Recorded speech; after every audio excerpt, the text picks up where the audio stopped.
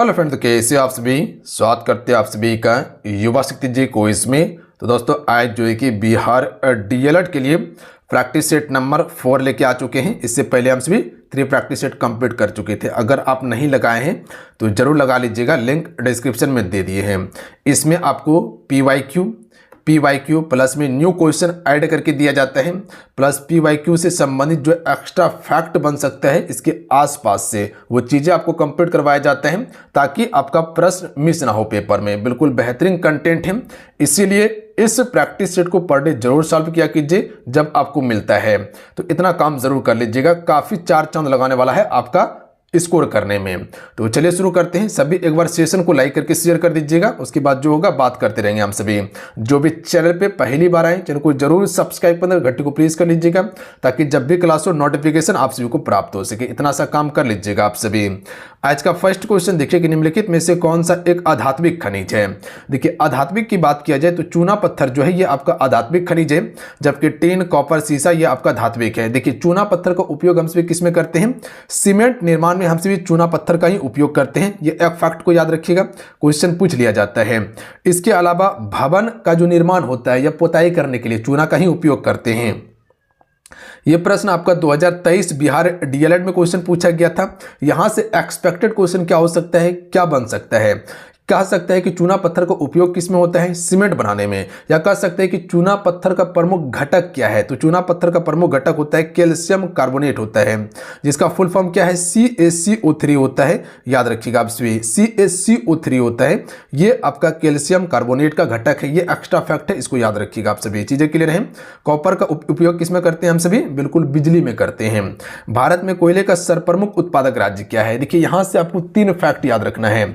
कोयले का उत्पादन की बात किया जाए तो अभी के समय में उड़ीसा आपका सबसे अधिक कोयले का उत्पादन करता है। याद रखिएगा आप सभी, झारखंड कभी भी कोयले का पहला उत्पादन राज्य नहीं बना है। एक फैक्ट को ये याद रखिएगा, झारखंड की बात किया जाए तो ये भंडारण में पहले स्थान पे आता है, तो लिख लीजिएगा। भंडारण में पहले स्थान पे, उत्पादन में तीसरे स्थान पे है झारखंड। उसके बाद उड़ीसा और छत्तीसगढ़ में जो कि कंपटीशन रहता है, कभी किसी साल छत्तीसगढ़ आगे हो जाता है, कभी उड़ीसा आगे रहता है उत्पादन में, बट आयोग की तरफ से झारखंड लिया गया है। याद रखिएगा अब किस हिसाब से लिया है तो ये आपको देखना होगा थोड़ा सा, बट हम चीजें क्लियर कर देना चाहते हैं कि अभी उड़ीसा पहला उत्पादन राज्य है, बात खत्म हो गया, ठीक है। और ऑप्शन के हिसाब से वहां आपको काम करना है। देखिए अगर कोयला की बात किया जाए तो मुख्य रूप से बिजली उत्पादन में इसका उपयोग होता है, एनटीपीसी में, जो कि तापीय बिजली का उत्पादन होता है।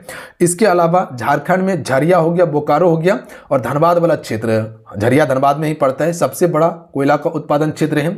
और कर्णपुरा झारखंड का जो है वो सबसे बड़ा कोयला क्षेत्र है। ध्यान देंगे आप सभी इतना सा फैक्ट को।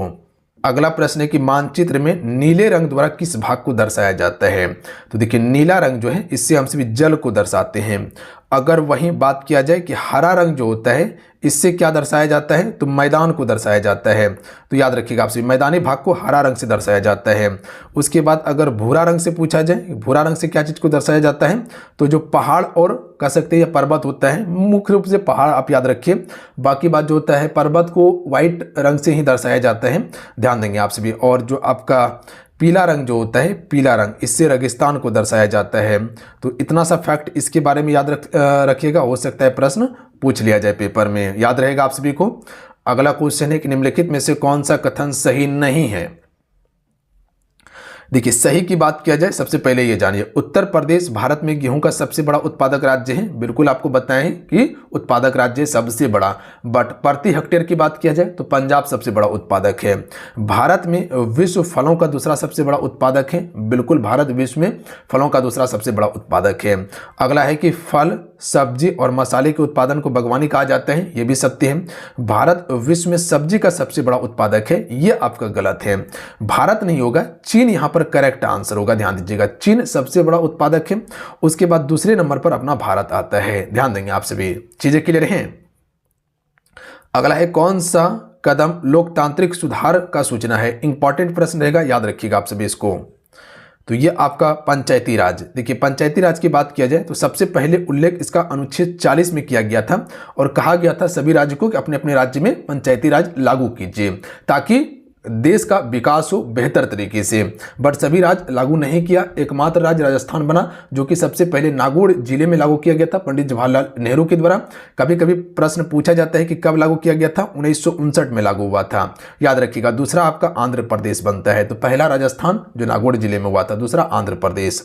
अब यहां से याद रखिएगा कि पंचायती राज की बात किया जाए तो इसे संवैधानिक दर्जा कब मिला था, 73वां संविधान संशोधन को दिया गया था और यह 1992 में हुआ था, बट लागू 1993 में हुआ था। यह फैक्ट पर आपको गौर करना है। चीजें क्लियर हैं। स्थानीय स्वशासन को बढ़ावा देना ही इसका मुख्य उद्देश्य था और महात्मा गांधी जी का पहला ये उद्देश्य था। बात समझे, इतना फैक्ट याद रहेगा आप सभी को। अगला है कि वास्को डी गामा कहाँ का यात्री था।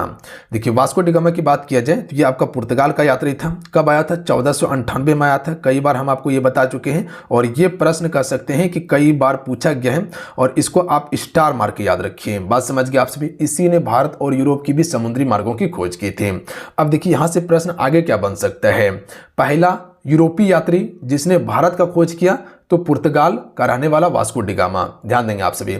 यह उतरा कहां पे था, तो केरल का एक कालीकट बंदरगाह है वहीं पर उतरा था। वहां का राजा था राजा जेमोरिन जिसने इसका स्वागत किया। उसके बाद ये जब भारत से अपना यूरोप देश पुर्तगाल लौटा था तो वहां पर जो है कि कह सकते हैं कि कुछ मसाला लेकर यहां पर से गया था और उसके बाद वहां जाके बेचा। तो जो वहां से आया और गया जितना उसका खर्चा हुआ था उससे उसको अधिक 60 गुना अधिक लाभ हुआ था। याद रखिएगा आप सभी ये फैक्ट को।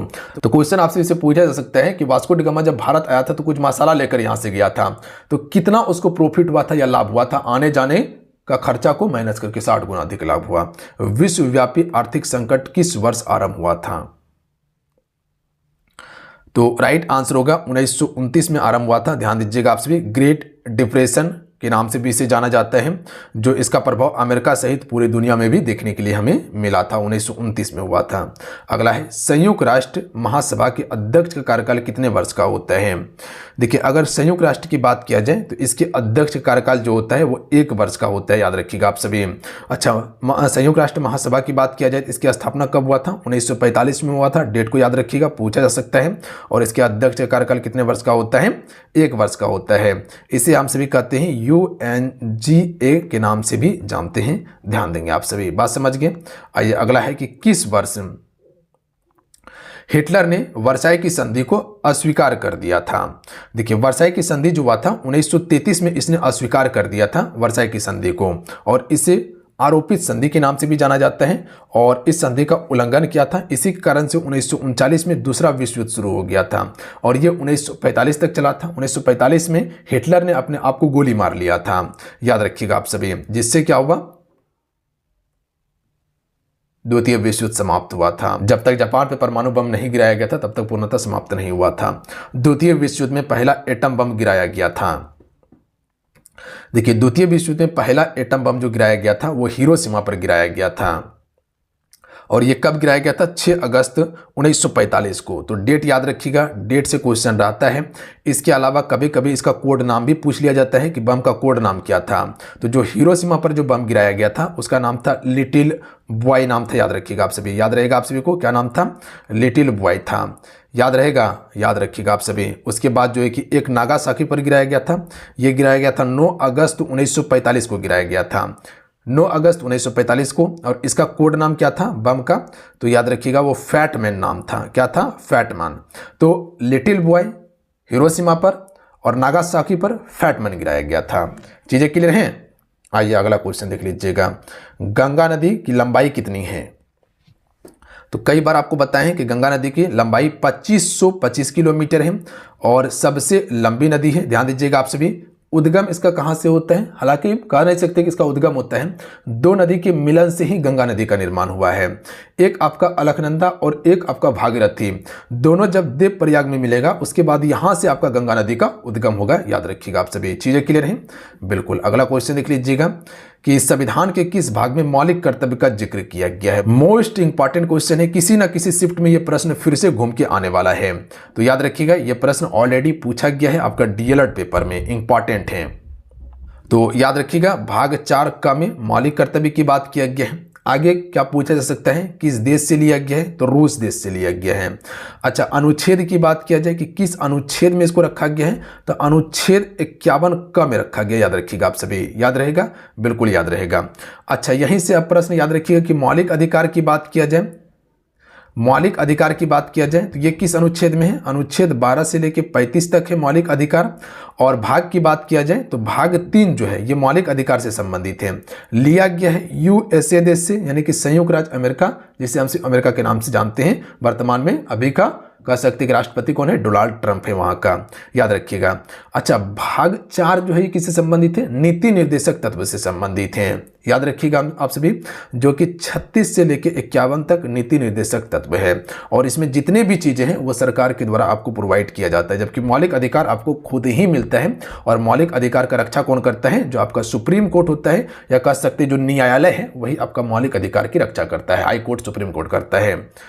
इनमें से कौन सा एक राजनीतिक अधिकार है, देखिए राजनीतिक अधिकार की बात किया जाए तो चुनाव लड़ने का अधिकार यह आपका एक राजनीतिक अधिकार होगा, याद रखिएगा। देखिए, मत करना, चुनाव लड़ना ये नागरिकों का एक राजनीतिक अधिकार होता है, जबकि आपका मौलिक अधिकार जो है कह सकते हैं कि आपका स्वतंत्रता या धार्मिक अधिकार आता है मौलिक अधिकार के अंतर्गत। याद रखिएगा, किसी धर्म को अपनाना या किसी धर्म की स्थापना करना ये आपका मौलिक अधिकार है, इसमें सरकार कुछ हस्तक्षेप नहीं करेगा। अच्छा, यहीं से याद रखिएगा कि अभी मौलिक कर्तव्य की बात आया था, तो मौलिक कर्तव्य को 42वां संविधान संशोधन 1976 में जोड़ा गया था। और मौलिक कर्तव्य आपके पास कितना है, कुल 11 मौलिक कर्तव्य है। और ये बताता है कि आपको देश के लिए क्या करना चाहिए। एटम्स मानचित्र किस पैमाने पर बनाया जाता है, तो ये बहुत बड़ा पैमाने पर बनाया जाता है। अगला क्वेश्चन है कि देश में कितने विशेष आर्थिक क्षेत्र हैं। तो देखिए, अगर विशेष आर्थिक क्षेत्र की बात किया जाए देश में, तो कुल यहां पर जो है आपका 15 विशेष आर्थिक क्षेत्र हैं, जिसे हम सभी SEZ के नाम से जानते हैं। और इसका उद्देश्य क्या होता है, निर्यात को बढ़ावा देना और निवेश को आकर्षित करना होता है। जैसे कह सकते हैं कि भारत में जो आपका विशेष आर्थिक क्षेत्र है, न्हावा सेवा जो महाराष्ट्र में है, नोएडा उत्तर प्रदेश में, सूरत गुजरात में, कोचीन केरल में, ये सभी आपका विशेष आर्थिक क्षेत्र हैं। अगला क्वेश्चन देख लीजिएगा, डैश को धन के रूप में जाना जाता है। देखिए, जितने भी मेरे साथ में जुड़े हुए हैं सभी एक बार सेशन को लाइक कर लीजिएगा। नीचे इस साइड में आपको अंगूठा का बटन दिखाई देगा, नीचे में उसको जरूर दबा लीजिएगा, आप सभी मिस नहीं कीजिएगा। और इस साइड में व्हाइट कलर का आपको एक सब्सक्राइब बटन दिखाई देगा, उसको दबा के घंटी जरूर प्रेस कर लीजिएगा, ताकि जब भी क्लास हो नोटिफिकेशन आपको मिल जाए। जब घंटी पर क्लिक कीजिएगा तो ऑल नोटिफिकेशन को ऑन कर लीजिएगा, 2 एरो ऊपर में बना होगा, तो उसको जरूर आप सभी ऑन कर लीजिएगा। देखिए, मुख्य रूप से धान को हम सिर्फ चावल के रूप में जानते हैं, याद रखिएगा। देखिए, चावल की बात किया जाए तो चावल जो है भारत जो है वो दूसरा उत्पादक आपका कह सकते हैं कि देश है, पहला उत्पादक में चीन हो जाता है। अच्छा, भारत में सबसे ज़्यादा चावल का उत्पादन कौन करता है, वेस्ट बंगाल करता है, याद रखिएगा आप सभी। गेहूं का उत्तर प्रदेश करता है। अगला क्वेश्चन है कि बेल्जियम में सामाजिक विभाजन का आधार क्या है। तो देखिए, बेल्जियम में सामाजिक विभाजन का आधार जो होता है वो भाषा होता है, याद रखिएगा आप सभी। Option number D right answer होगा। अब बेल्जियम में जो है, बेल्जियम में मुख्य रूप से 2 भाषा बोली जाती है, डच और फ्रेंच बोली जाती है, ध्यान देंगे आप सभी, डच और फ्रेंच। अगला क्वेश्चन है कि भारतीय राष्ट्रीय कांग्रेस की स्थापना किस वर्ष और किसके द्वारा स्थापित किया गया था। मोस्ट इंपॉर्टेंट क्वेश्चन है, इसको डबल स्टार मार के याद रखिएगा आप सभी, प्रश्न आ ही जाता है। 1885 में A.O. ह्यूम के द्वारा किया गया था, और ये कहाँ हुआ था, मुंबई में हुआ था। पहला अधिवेशन कब होता है, 1885 में होता है, और व्योमेश चंद्र बनर्जी के द्वारा किया जाता है। दूसरा वाला 1886 में हुआ था, और इसका अध्यक्ष किया था दादा भाई नरौजी ने। उसके बाद फिर बदरुद्दीन तैयबजी हो जाएगा, उसके बाद जॉर्ज यूले हो जाएगा। तो इतना फैक्ट आप जरूर इसके बारे में याद रखिएगा। चीजें क्लियर हैं। अगला क्वेश्चन देख लीजिएगा।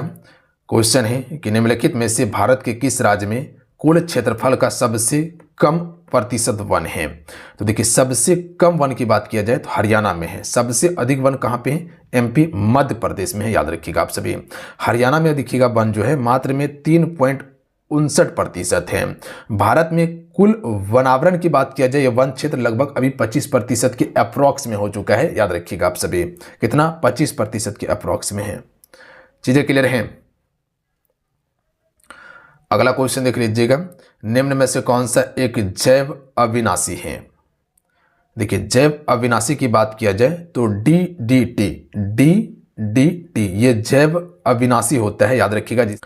कभी कभी इसका फुल फॉर्म पूछ लिया जाता है, तो फुल फॉर्म याद रखिएगा आप सभी, डाइक्लोरोडिपेनाइल ट्राइक्लोरोइथेन इसका फुल फॉर्म होता है, जो एक हानिकारक कीटनाशक है। अच्छा, जैव अविनाशकारी का अर्थ क्या होता है? तो याद रखिएगा जो प्राकृतिक रूप से नष्ट नहीं होते हैं उसी को जैव अविनाशकारी कहा जाता है, जो प्राकृतिक रूप से नष्ट नहीं होते हैं। चीजें क्लियर हैं? अगला है कि निम्नलिखित में से डैश में सबसे कम ऊर्जा वाले कण होते हैं।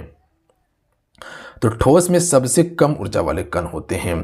ठोस में अणु सबसे निकट होते हैं, याद रखिएगा, और इनमें ऊर्जा सबसे कम होती है। और जो प्लाज्मा होता है ये सबसे अधिक ऊर्जा वाला अवस्था होता है, जो कि पदार्थों का चौथा समूह है आपका प्लाज्मा, याद रखिएगा आप सभी। अगला क्वेश्चन देख लीजिएगा कि आप आधुनिक आवर्त सारणी में इलेक्ट्रॉनिक विन्यास 2 और 8 वाले तत्वों को कहाँ देखेंगे? तो सबसे पहले ये समझिए कि जो इलेक्ट्रॉनिक विन्यास 2 और 8 है ये किसका है? तो ये आपका नियॉन का है, याद रखिएगा आप सभी। किसका है? नियॉन का है। तो ये अगर पता है तो आराम से लगा लीजिएगा। ये समूह 18 में आप देखिएगा, याद रखिएगा आप सभी। ये आपका एक निष्क्रिय गैस है नियॉन, और निष्क्रिय गैस वाला समूह 18 में है। अगला है कि चालक का प्रतिरोध निर्भर नहीं करता। देखिए, चालक का प्रतिरोध निर्भर किस पर करता है? किसी कंडक्टर का क्रॉस सिलेक्शन क्षेत्र पर करता है, किसी चालक का तापमान पर करता है। ऑप्शन नंबर सी में है कि आवृत्ति संग्राहक पर निर्भर करता है। ये आपका गलत है, इस पर नहीं करता, जबकि एक कंडक्टर की लंबाई पर करता है। तो ऑप्शन में सी राइट आंसर हो जाएगा। अगला है पोलियो उत्पन्न करने वाला विषाणु कौन सा है?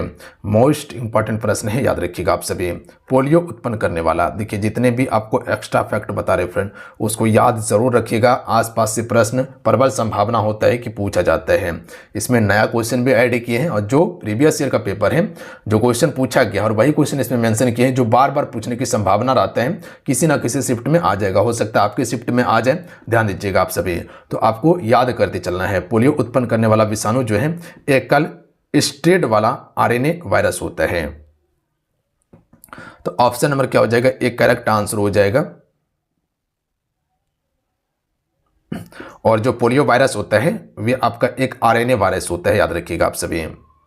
और पोलियो वैक्सीन से इसका रोकथाम किया जा सकता है। अगला क्वेश्चन है माइटोकॉन्ड्रिया किसका स्थल है?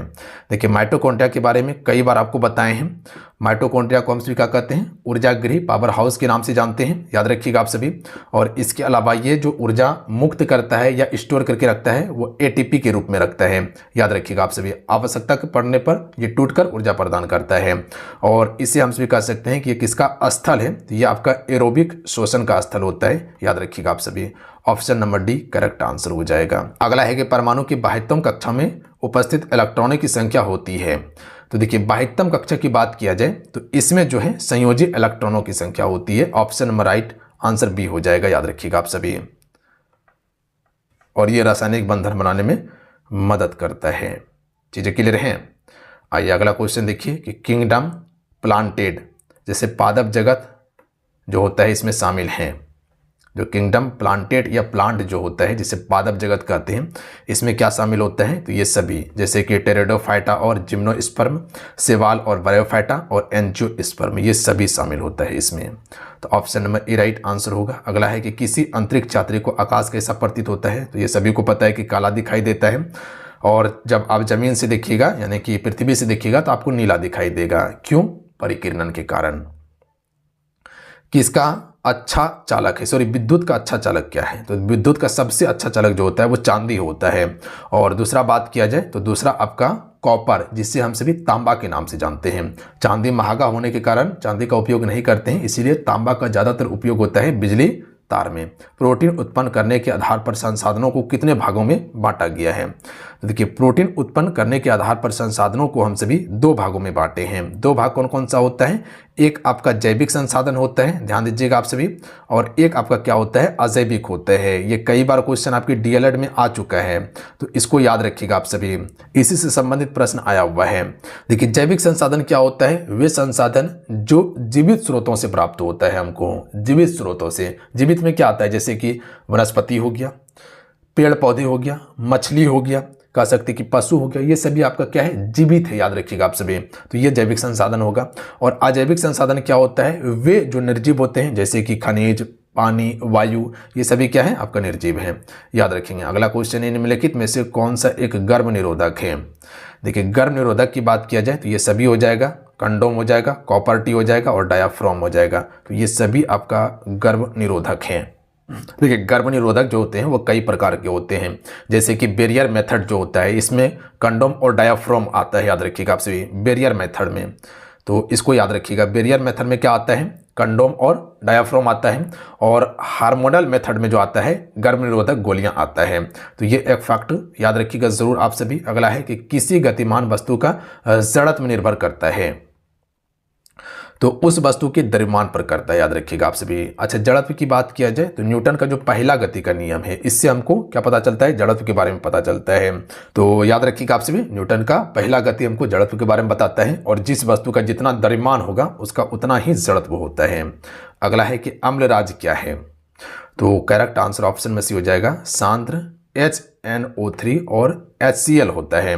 अच्छा एक भाग जो होता है नाइट्रिक एसिड जिसे हम सभी HNO3 कहते हैं, और उसके बाद 3 भाग जो होता है वो आपका HCl होता है जिसे हम सभी हाइड्रोक्लोरिक एसिड कहते हैं, और इसमें सोना और प्लेटिनम जैसे धातु को घोलाया जाता है, याद रखिएगा आप सभी, यानी कि घोलने में अक्षम होता है आपका। बात समझे। अगला क्वेश्चन देख लीजिएगा। अगला है कि प्रथम पृथ्वी शिखर सम्मेलन कब हुआ था, तो ये 1992 में हुआ था। कहाँ हुआ था, रियो डी जेनेरियो ब्राजील में हुआ था। तो ये डेट याद रखिएगा आप सभी, और ये क्या करता है आपका सतत विकास को बढ़ावा देता है, ध्यान देंगे आप सभी। बात समझे। अगला क्वेश्चन देख लीजिएगा। निम्नलिखित में से कौन सा जीवाणु फिलिया की जोड़े से संबंधित हैं, तो राइजोबियम इसका बिल्कुल करेक्ट आंसर हो जाएगा ऑप्शन नंबर डी, याद रखिएगा। और ये एक बैक्टीरिया है जो फलीदार पौधे की जड़ों में पाया जाता है, कौन आपका राइजोबियम। अगला क्वेश्चन देख लीजिएगा कि ना खुदा ही मिला ना विशाले सनम, ना इधर के रहे ना उधर के रहे, इस पंक्ति में कौन सा अलंकार है। तो ये प्रश्न आपके डीएलएड में ऑलरेडी पूछा गया है, इंपॉर्टेंट प्रश्न रहेगा। इसमें आपका विरोधाभास अलंकार है, इसमें विरोध प्रकट किया जा रहा है कि ना खुदा ही मिला ना विशाले सनम, ना इधर के रहे ना उधर के रहे, इसमें आपका विरोधाभास अलंकार होगा। अगला क्वेश्चन है कि काम का ना काज का दुश्मन अनाज का लोकोक्ति का अर्थ क्या है, तो इसका राइट आंसर हो जाएगा दूसरों पर बोझ बनकर रहना। हम सब आमचाल भाषा में इसका प्रयोग करते हैं। अगला है कि सर्वप्रथम रस का उल्लेख किस ग्रंथ में मिलता है, तो भरत मुनि का नाट्य शास्त्र में मिलता है, कुल 9 रसों का इसमें उल्लेख है। अगला है कि वीर तुम बढ़े चलो धीर तुम बढ़े चलो, उपयुक्त पंक्ति में कौन सा काव्य गुण है, तो इसमें आपका ओज काव्य गुण होता है। अच्छा ओज काव्य गुण में क्या होता है, इसमें वीरता हो गया, गर्व हो गया, उत्साह को व्यक्त किया जाता है। बात समझे। सिर दर्द शब्द में समास बताइए, जो सिर दर्द में समास है तो इसका अगर समास विग्रह कीजिएगा तो सिर का दर्द, सिर का दर्द, तो जो ये का है क्या है, कारक विभक्ति है, तो तत्पुरुष समास हो जाएगा, याद रखिएगा आप सभी। अगला है यशोधरा का संधि विच्छेद क्या होगा, देखिए यशोधरा का जो होगा यस में हलंत विसर्ग का प्रयोग होगा प्लस आपका धरा होगा, तो यशोधरा हो जाएगा। ऑप्शन में बी वाला बिल्कुल करेक्ट आंसर होगा, ध्यान दीजिएगा विसर्ग का प्रयोग किया जाएगा इसमें। अगला क्वेश्चन है कि इनमें से कौन सा एक क्या है वाक्य अशुद्ध है। देखिए अशुद्ध वाक्य जो है ऑप्शन में ए है कि ये कहानी संग्रह जिसे मैंने लिखा है वह छप रहा है, ये अशुद्ध वाक्य है। जबकि शुद्ध क्या है कि अब पटना हरा भरा हो गया, सही है। मैं सोमवार को व्रत रखता हूँ, सही है। गुरुजी यह तो सारा अन्याय है, ये भी सत्य है। जो यहाँ पर कहानी संग्रह देख रहे हैं, यहाँ पर आपका एक योजक चिन्ह का प्रयोग होता कहानी संग्रह में, तब आपका सही होता, तो योजक चिन्ह इसमें नहीं दिया गया, इसीलिए आपका गलत है। अगला क्वेश्चन देखिए अलंकार से कि कहती हुई यो उतरा के नेत्र जल से भर गए, हिम के कणों से पूर्ण मानो हो गए पंकज के नए, पंकज नए, इस पंक्ति में कौन सा अलंकार है, तो इसमें आपका उत्प्रेक्षा अलंकार होगा, ध्यान देंगे आप सभी। अच्छा उत्प्रेक्षा अलंकार में क्या होता है कि जब किसी वस्तु की विशेषता को कल्पनात्मक रूप से किसी दूसरे वस्तु की विशेषता के समान बताया जाए। क्या बताएं कि जब किसी वस्तु की विशेषता को कल्पनात्मक रूप से दूसरे वस्तु की विशेषता के समान बताई जाए तब वहां पर उत्प्रेक्षा अलंकार होता है। यहां पर देखिएगा जो पंकज दिया हुआ है, पंकज का अर्थ क्या होता है आप सभी को पता है कि कमल कहते हैं। तो यहाँ कमल को नए हो जाने के बारे में बताया है। तो आपको क्या बताएं कि जब किसी वस्तु की विशेषता को कल्पनात्मक रूप से किसी भी वस्तु के समान बताया जाए, तो यहाँ पंकज को नए के रूप में प्रकट किया जा रहा है, उसकी विशेषता बताया जा रहा है कि पंकज अब नया हो गया, यानी कि कमल अब नया हो गया है। तो यहाँ क्या हो जाएगा, आपका उत्प्रेक्षा अलंकार होगा। उद्योग शब्द हैं, तो उद्योग आपका तद्भव शब्द है, याद रखिएगा, जो कि तत्सम से बना हुआ है। तत्सम एक संस्कृत शब्द होता है और इसका मुख्य रूप से बात किया जाए तो उद्योग इसका बिल्कुल राइट आंसर हो जाएगा। ध्यान दीजिएगा आप सभी, ये आपका संस्कृत का शब्द है और तद्भव इसका बदला हुआ रूप है जो अभी हिंदी में प्रयोग करते हैं, उद्योग कहते हैं हम सभी। अगला क्वेश्चन है कि दाल रोटी में कौन सा समास है, तो देखते हैं, आंसर कर लीजिएगा कि द्वंद्व समास है। अगला क्वेश्चन देख लीजिएगा, जहां अप्रस्तुत का प्रस्तुतिकरण में निषेध रहती आरोप किया जाए वहां कौन सा अलंकार होता है, तो वहां पर आपका विभावना अलंकार होता है। याद रखिएगा आप सभी, कौन सा अलंकार होता है, विभावना अलंकार। अगला है कि शब्दों का सार्थक समूह जिससे किसी भाव विचार की पूर्णता प्रकट किया जाए वहां कहलाता है या वह कहलाता है, तो इसे हम सभी वाक्य के नाम से जानते हैं। और भाषा की सबसे छोटी इकाई क्या होता है, वाक्य होता है, जो पूर्ण अर्थ देता है। तो याद रखिएगा आप सभी। अगला क्वेश्चन देखिए, छंद से पूछा गया है कि मानुष हाथों वही रस खान वसो ब्रज गोकुल गांव के गवारन, इसमें कौन सा छंद होगा, तो देखिए इसमें सवैया छंद होता है। देखिए सवैया छंद में जो होता है, कुल छंद जो होता है इसमें 11 होता है, 12 होता है, 16 या 22 होता है। याद रखेंगे आप सभी, उसको हम सभी क्या कहते हैं, सवैया छंद के नाम से जानते हैं। और ये आपका तुकबंदी और लयबद्ध होती है, आपका सवैया वाला तुकबंदी और लयबद्ध होती है। अगला है कि प्रेम अतिथि है खड़ा द्वार पर हृदय कपाट खोल दो तुम, इसमें कौन सा अलंकार है। देखिए इसमें जो आपका हो जाएगा रूपक अलंकार होगा। रूपक अलंकार क्या कहता है कि जब किसी वस्तु को सीधे किसी दूसरे वस्तु के समान कहा जाए, कोई वस्तु है और उसको सीधे किसी दूसरे वस्तु के समान कह दिया जाए तो वहां पर आपका रूपक अलंकार होता है। जैसे यहाँ पर प्रेम को क्या बताया गया है, प्रेम को अतिथि बताया गया है या अतिथि कहा गया है। तो याद रखिएगा आप सभी, यहाँ क्या कहा गया, प्रेम अतिथि है। तो प्रेम क्या है, अतिथि है, जो खड़ा द्वार पर हृदय कपाट खोल दो तुम। तो प्रेम को क्या बताया गया, अतिथि बताया गया। तो रूपक अलंकार में क्या बताएं कि जहां किसी वस्तु को दूसरे वस्तु के एकदम बिल्कुल समान बता दिया जाए, तो प्रेम को अतिथि बता दिया जा रहा है, तो वहां पर रूपक अलंकार होगा।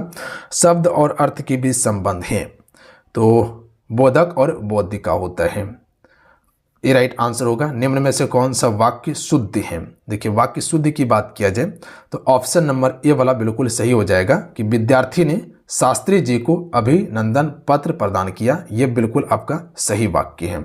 बाकी बात ये सभी आपका गलत है। आइए अगला क्वेश्चन देख लीजिएगा कि वाच्य के प्रयोग से सबसे ज़्यादा किसका प्रयोग होता है। देखिए वाच्य के प्रयोग में सबसे ज़्यादा जो प्रयोग होता है क्रिया का ही प्रयोग किया जाता है। याद रखेंगे आप सभी, वाच्य में भाववाच्य, कर्तृवाच्य, 2 दिन का मेहमान मुहावरे का अर्थ है, तो राइट आंसर होगा जल्द मरने वाला। 2 दिन का मेहमान का अर्थ है अब 2 दिन का मेहमान रह गया है, यानी कि जल्द ही मरने वाला है। रचना की दृष्टि से वाक्य के कितने भेद हैं, तो वाक्य के 3 भेद होते हैं। कौन कौन सा, एक सरल वाक्य होता है। सरल वाक्य में क्या होता है, एक ही विचार होता है, जैसे कि राम पढ़ रहा है, सरल वाक्य है। उसके बाद एक होता है आपका संयुक्त वाक्य। संयुक्त वाक्य होता है, इसमें क्या होता है 2 या 2 से अधिक उपवाक्य, वहाँ पर आपका क्या होता है संयुक्त वाक्य होता है। जैसे कि राम पढ़ता है और श्याम यहाँ पर क्या है, खेलता है।